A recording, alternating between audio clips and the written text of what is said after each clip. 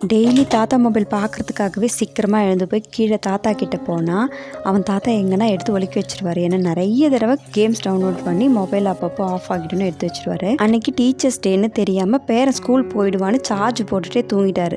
இவன் என்ன பண்ணான்னா நைஸாக போயிட்டு மொபைல் மேலே எடுத்துகிட்டு வந்துட்டான்.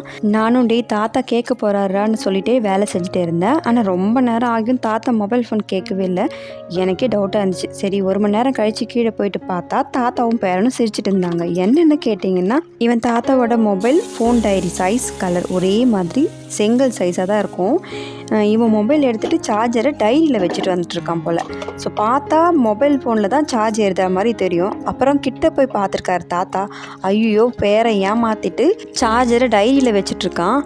அதை பார்த்ததும் தாத்தாவுக்கு ஒரே சிரிப்பு தாங்க முடியல. பேரங்கிட்ட ஏமாந்துட்டுமேனு ஒரே சிரிப்பு தான் போங்க தாத்தாக்கு. உங்கள் வீட்டில் இந்த மாதிரி நடந்துருந்துச்சுன்னா மறக்காமல் கமெண்ட் செக்ஷனில் ஷேர் பண்ணிக்கோங்க.